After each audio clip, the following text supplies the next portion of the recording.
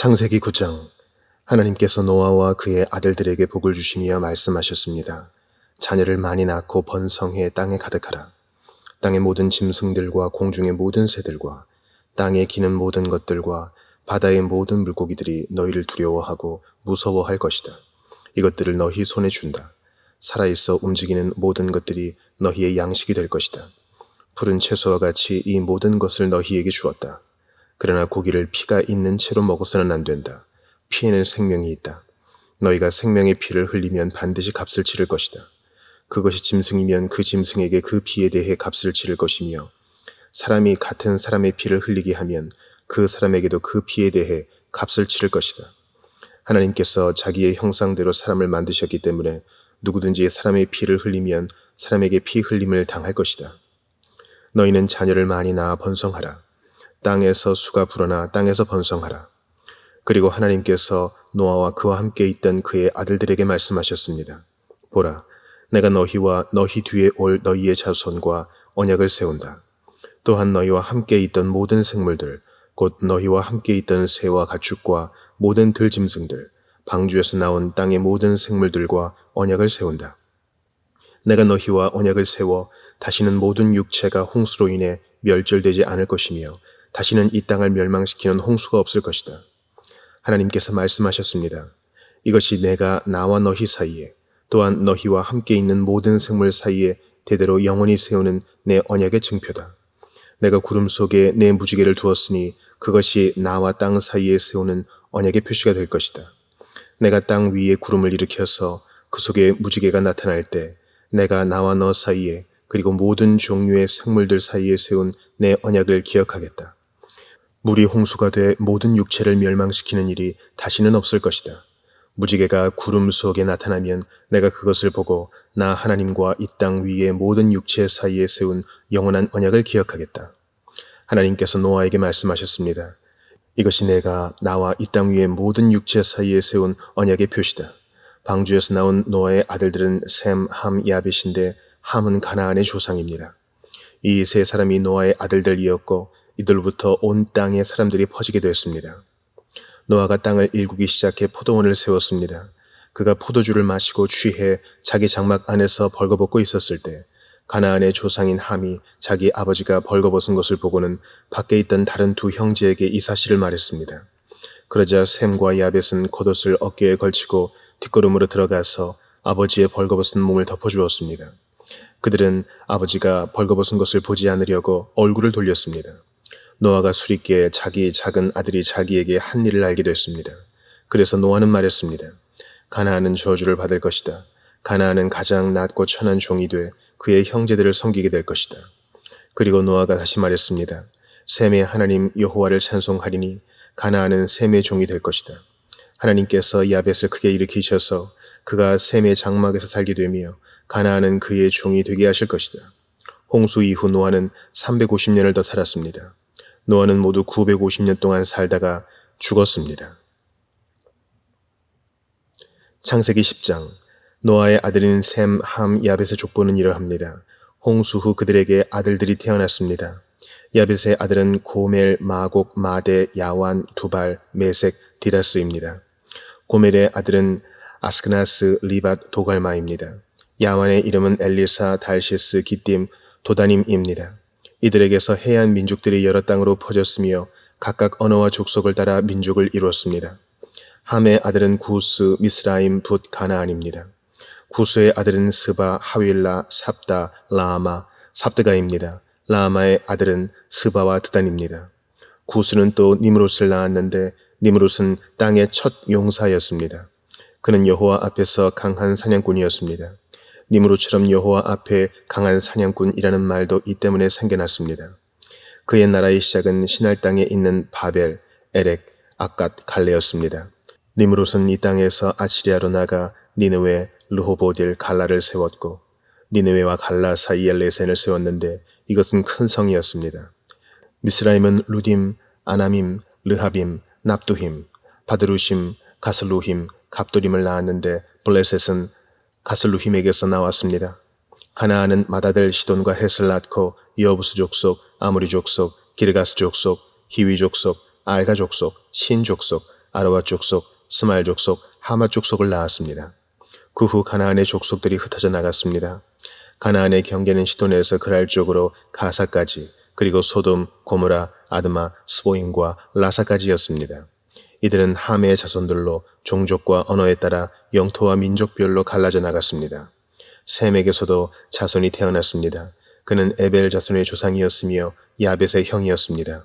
셈의 아들들은 엘람, 아수르, 아르박삿, 룻, 아람입니다. 아람의 아들들은 우수, 훌, 게델, 마스입니다. 아르박삿은 셀라를 낳았고 셀라는 에벨을 낳았습니다. 에벨에게서 두 아들이 태어났는데 하나의 이름은 벨렉이라고 했습니다. 그의 시대에 땅이 나뉘었기 때문입니다. 그의 동생 이름은 욕단이었습니다. 욕단은 알모닷, 셀렙, 하살마, 예라, 하도람, 우살, 디글라, 오발, 아비마엘, 스바, 오빌, 하윌라, 요밥을 낳았습니다. 이들은 모두 욕단의 아들들입니다. 그들이 살던 지역은 메사에서부터 스바를 가로지르는 동쪽 산간지대까지였습니다. 이들이 종족과 언어와 영토와 나라에 따라 나뉜 셈의 자손들입니다. 이들은 족보와 민족에 따른 노아 자손의 족속들입니다. 이들로부터 홍수 이후의 민족들이 땅 위에 퍼져 나갔습니다.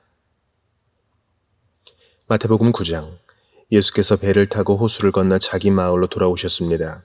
사람들이 중풍 환자 한 사람을 자리에 눕힌 채 예수께 데려왔습니다. 예수께서는 그들의 믿음을 보시고 중풍 환자에게 말씀하셨습니다. 얘야, 안심하여라. 내 죄가 용서받았다. 이것을 보고 몇몇 율법학자들이 속으로 말했습니다. 저 사람이 하나님을 모독하고 있구나. 예수께서 그 생각을 알고 말씀하셨습니다. 왜 그런 악한 생각을 품고 있느냐? 내 죄가 용서받았다는 말과 일어나 걸어가라는 말 중에 어떤 말이 더 쉽겠느냐? 그러나 인자가 땅에서 죄를 용서하는 권세를 가지고 있음을 너희에게 알려주겠다. 그리고 예수께서 중풍 환자에게 말씀하셨습니다. 일어나 내 자리를 들고 집으로 가거라. 그러자 그 사람은 일어나 집으로 돌아갔습니다. 이를 보고 무리는 두려워하며 이런 권세를 사람에게 주신 하나님께 영광을 돌렸습니다. 예수께서 그곳을 떠나 길을 가시다가 마태라는 사람이 세관에 앉아 있는 것을 보셨습니다. 예수께서는 마태에게 나를 따르라고 말씀하셨습니다. 그러자 마태가 일어나 예수를 따랐습니다. 예수께서 집에서 저녁을 잡수실 때에 많은 세리와 죄인들도 와서 예수와 그 제자들과 함께 음식을 먹었습니다. 이것을 본 바리새파 사람들이 예수의 제자들에게 물었습니다. 어째서 너희 선생님은 세리들과 죄인들과 함께 어울려 먹느냐? 이 말을 듣고 예수께서 말씀하셨습니다. 건강한 사람에게는 의사가 필요하지 않으나 병든 사람에게는 의사가 필요하다. 너희는 가서 내가 원하는 것은 제사가 아니라 자비다 하신 말씀이 무슨 뜻인지 배워라. 나는 의인을 부르러 온 것이 아니라 죄인을 부르러 왔다. 그때 요한의 제자들이 예수께 와서 물었습니다. 우리와 바리새파 사람들은 금식을 하는데 왜 당신의 제자들은 금식하지 않습니까? 예수께서 대답하셨습니다. 신랑이 함께 있는데 어떻게 결혼에 초대받은 사람들이 슬퍼할 수 있겠느냐? 그러나 신랑을 빼앗길 날이 올 것이다. 그때에는 그들도 금식할 것이다. 낡은 옷에 새로운 천조각을 대고 깁는 사람은 없다. 그렇게 하면 새로운 천조각이 낡은 옷을 잡아당겨 더 찢어지게 된다. 새 포도주를 낡은 가죽 부대에 담는 사람도 없다. 그렇게 하면 부대가 터져 포도주가 쏟아지고 부대도 못 쓰게 된다. 그러니 새 포도주는 새 부대에 담아야 둘 다 보존된다. 예수께서 이 말씀을 하고 계실 때에 갑자기 회당장 한 사람이 와서 예수 앞에 무릎을 꿇고 말했습니다. 제 딸이 방금 죽었습니다. 그러나 오셔서 아이에게 손을 얹어주시면 다시 살아날 것입니다. 예수께서 일어나 그와 함께 가셨습니다. 제자들도 뒤따랐습니다. 바로 그때 12년 동안 혈루병을 앓고 있던 한 여인이 예수 뒤로 다가와 예수의 옷자락을 만졌습니다. 여인은 예수의 옷자락만 만져도 내가 나을 것이다 라고 생각한 것입니다. 예수께서 돌아서서 그 여인을 보시며 말씀하셨습니다. 딸아, 안심하여라. 내 믿음이 너를 구원했다. 그 순간 여인은 병이 나았습니다. 예수께서 그 회당장의 집으로 들어가셨습니다. 그곳에서 피리 부는 사람들과 곡하는 사람들을 보시고 예수께서 말씀하셨습니다. 물러가라. 이 소녀는 죽은 것이 아니라 자고 있는 것이다. 그러자 사람들이 비웃었습니다. 예수께서는 사람들을 집 밖으로 내보내시고 방으로 들어가 소녀의 손을 잡으셨습니다. 그러자 소녀가 일어났습니다. 그리고 이 소문은 그 지역 온 사방으로 널리 퍼졌습니다. 예수께서 그곳을 떠나 길을 가시는데 눈먼 두 사람이 예수를 따라오면서 소리질렀습니다. 다윗의 자손이여, 우리에게 자비를 베풀어 주소서. 예수께서 어떤 집으로 들어가시자 눈먼 사람들도 따라 들어갔습니다. 예수께서 그들에게 물으셨습니다. 내가 너희를 보게 할 수 있다고 믿느냐? 그들이 예수께 대답했습니다. 그렇습니다, 주님. 그러자 예수께서는 그들의 눈을 만지시며 말씀하셨습니다. 너희 믿음대로 되라. 그러자 그들의 눈이 열렸습니다. 예수께서는 엄히 당부하셨습니다. 이 일을 아무도 모르게 하라. 그러나 그들은 나가서 예수께 대한 소문을 그 지역 온 사방에 퍼뜨렸습니다. 그들이 떠나간 뒤 사람들이 귀신 들려 말 못하는 사람을 예수께 데려왔습니다. 그리고 예수께서 귀신을 쫓아내시자 말 못했던 사람이 말을 하게 되었습니다. 사람들은 놀라서 말했습니다. 이스라엘에서 이와 같은 일을 본 적이 없다. 그러나 바리새파 사람들이 말했습니다. 저가 귀신의 왕을 통해 귀신을 쫓아낸다. 예수께서 모든 도시와 마을을 두루 다니시며 회당에서 가르치시고 하늘나라 복음을 전파하시며 모든 질병과 아픔을 고쳐 주셨습니다. 예수께서 무리를 보시고 그들을 불쌍히 여기셨습니다. 그들이 목자 없는 양처럼 시달리고 방황하고 있었기 때문입니다. 그때 예수께서 제자들에게 말씀하셨습니다.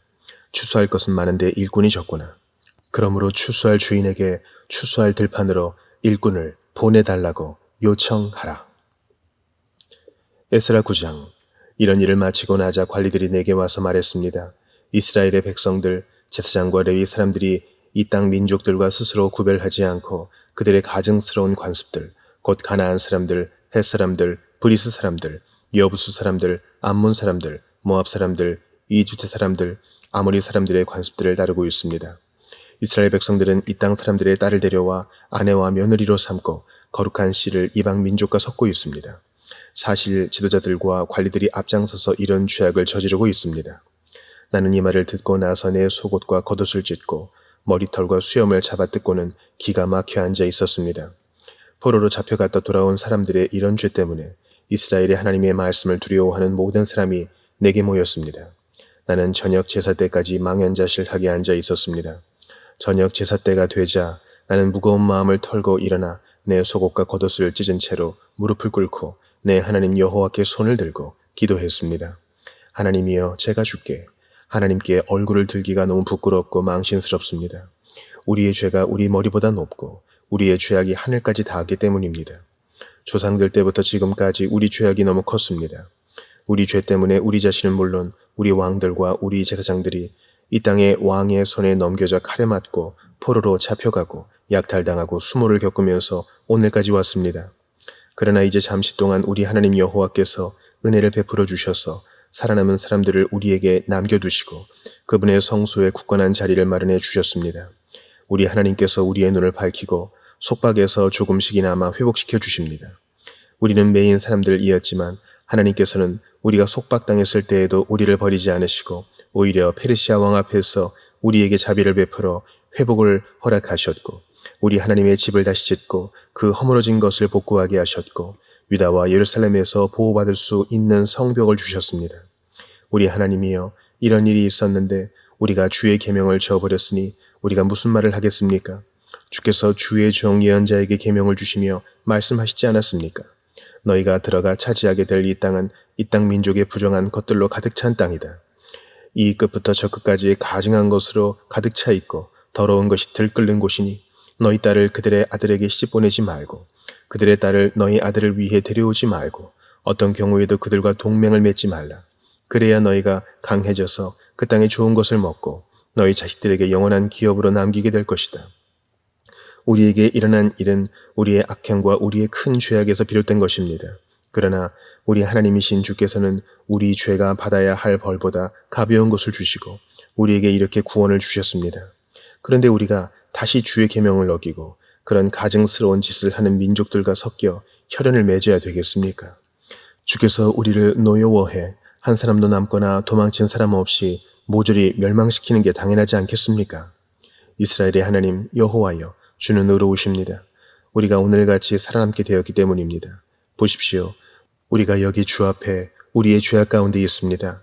그것 때문이라면 우리 가운데 하나라도 주 앞에 설 수 없습니다. 사도행전 9장. 한편 사울은 여전히 주의 제자들을 위협하며 그들을 죽일 기세로 대제사장에게 나아가 다메섹의 여러 회당들에게 보낼 공문을 요청했습니다. 거기서 그 도를 따르는 사람을 만나기만 하면 남자와 여자를 가리지 않고 잡아다가 예루살렘으로 끌고 오기 위해서였습니다. 사울이 길을 떠나 다메섹 가까이 도착했을 때 갑자기 하늘에서 빛이 비추어 그를 둘러쌌습니다. 사울이 땅에 쓰러졌습니다. 그때 그는 사울아, 사울아, 내가 왜 나를 핍박하느냐는 음성을 들었습니다. 사울이 주여 누구십니까? 라고 묻자 나는 내가 핍박하는 예수다. 지금 일어나 시내로 들어가거라. 내가 해야 할 일을 알려줄 사람이 있을 것이다. 라고 대답하셨습니다. 사울과 함께 가던 사람들은 소리만 들리고 아무도 보이지 않아 아무 말도 못하고 멍하니 그곳에 서 있었습니다. 사울은 땅에서 일어나 눈을 떠보았으나 아무것도 볼 수 없었습니다. 그래서 그는 같이 가던 사람들의 손에 이끌려 다메섹으로 들어갔습니다. 사울은 3일 동안 앞을 보지도 못한 채 먹지도 마시지도 않았습니다. 그때 다메섹에는 아나니아라는 제자가 있었습니다. 주께서 환상 가운데 아나니아야 하고 부르셨습니다. 그가 예 주여 라고 대답하자 주께서 아나니아에게 말씀하셨습니다. 너는 어서 곧은 길이라고 부르는 거리로 가거라. 그리고 그곳에 있는 유다의 집에서 다소 사람 사울을 찾아라. 지금 그가 기도하고 있다. 그는 환상 가운데 아나니아라는 사람이 와서 자기에게 손을 얹어 다시 보게 해주는 것을 보았다. 아나니아가 대답했습니다. 주여, 제가 이 사람에 대해 여러 가지 말을 들었는데 예루살렘에 있는 주의 성도들에게 온갖 해를 끼쳤다고 합니다. 그리고 그는 대제사장들로부터 권한을 받아 주의 이름을 부르는 사람들을 모두 잡아가려고 여기에 왔다고 합니다. 그러자 주께서 아나니아에게 이렇게 말씀하셨습니다. 가거라. 이 사람은 이방 사람들과 왕들과 이스라엘 사람들 앞에서 내 이름을 전하도록 선택한 내 도구다. 내 이름을 위해 그가 얼마나 많은 고난을 당해야 할지 내가 그에게 보여줄 것이다. 그리하여 아나니아는 그 집을 찾아 들어가 사울에게 손을 얹으며 말했습니다. 사울 형제여, 오는 길에 당신에게 나타나셨던 주 예수께서 나를 보내 당신이 다시 볼 수 있게 하시고 성령을 충만히 받도록 하셨습니다. 그러자 즉시 사울의 눈에서 비늘 같은 것이 떨어져 나가더니 그가 다시 볼 수 있게 됐습니다. 그리고 그는 일어나 세례를 받은 후 음식을 먹고 기운을 되찾았습니다. 사울은 다메섹에 있는 제자들과 며칠을 함께 지냈습니다. 그는 곧바로 여러 회당에서 예수가 하나님의 아들이심을 선포하기 시작했습니다. 그 말을 들은 사람들은 모두 놀라며 이렇게 말했습니다. 이 사람은 예루살렘에서 예수 이름을 부르는 사람들에게 해를 입히던 사람이 아닌가? 또 그가 여기 온 것도 그들을 잡아 대제사장들에게 끌고 가려던 것이 아닌가? 그러나 사울은 더욱더 힘을 얻어 예수가 그리스도이심을 증명해 다메섹에 사는 유대 사람들을 어리둥절하게 만들었습니다. 여러 날이 지난 후 유대 사람들은 사울을 죽이려는 음모를 꾸몄습니다. 그러나 사울이 그들의 계획을 알게 됐습니다. 그들은 사울을 죽이려고 밤낮으로 성문을 철저하게 지키고 서 있었지만 사울의 제자들이 밤에 사울을 광주리에 담아 성벽을 통해 성 밖으로 달아내렸습니다. 사울은 예루살렘으로 올라가서 제자들과 교제하려고 했으나 그들은 사울이 제자가 된 것을 믿지 않고 모두 그를 두려워했습니다. 그러나 바나바는 사울을 데리고 사도들에게 가서 사울이 길에서 어떻게 주를 보았으며 주께서 그에게 말씀하신 것과 다메섹에서 그가 예수의 이름을 담대하게 전한 것을 그들에게 이야기해 주었습니다. 이렇게 해서 사울은 제자들과 함께 지내게 됐고 예루살렘을 자유롭게 다니면서 주의 이름을 담대하게 전했습니다. 사울은 그리스파 유대 사람들과 대화를 하고 논쟁도 벌였는데 그들은 사울을 죽이려고 음모를 꾸몄습니다. 형제들이 이 사실을 알고 사울을 가이사랴로 데리고 내려갔다가 다시 다소로 보냈습니다. 이렇게 해서 유대와 갈릴리와 사마리아의 온 교회가 든든히 서가면서 평안을 누리게 됐습니다. 그리고 교회는 주를 두려워하고 성령의 위로를 받으면서 그 수가 점점 더 늘어갔습니다. 한편 베드로는 여러 지역을 두루 다니다 루다에 사는 성도들을 방문하게 됐습니다. 거기서 애니아라는 사람을 만났는데 그는 중풍에 걸려 침대에 누워 있은 지 벌써 8년이나 됐습니다. 베드로가 그에게 애니아여, 예수 그리스도께서 그대를 고칠 곳이요. 일어나 자리를 정돈하시오. 그러자 곧 애니아가 일어났습니다. 루다와 사론에 살고 있던 모든 사람들이 그를 보고 주께로 돌아왔습니다. 요바에는 다비다라고 부르는 여자가 있었는데 그리스 말로는 도르가입니다. 그녀는 언제나 선한 일을 하고 가난한 사람들을 도왔습니다. 그 무렵 다비다가 병들어 죽게 되자 그 시신을 씻어 다락방에 두었습니다. 루다는 요바에서 가까운 거리인데 제자들은 베드로가 루다에 있다는 소식을 듣고 두 사람을 베드로에게 보내 속히 와달라고 간청했습니다. 그래서 베드로는 일어나 그들과 함께 갔습니다. 그가 요바에 도착하자 사람들이 다락방으로 안내했습니다. 모든 과부들이 베드로를 둘러서서 울며 다비다가 살아있을 때 만든 속옷과 겉옷을 보여주었습니다. 베드로는 사람들을 모두 방에서 내보낸 후 무릎을 꿇고 기도했습니다. 그러고는 시신을 향해 몸을 돌려 다비다여 일어나거라 명령하자 다비다가 눈을 뜨고 베드로를 보며 일어나 앉았습니다.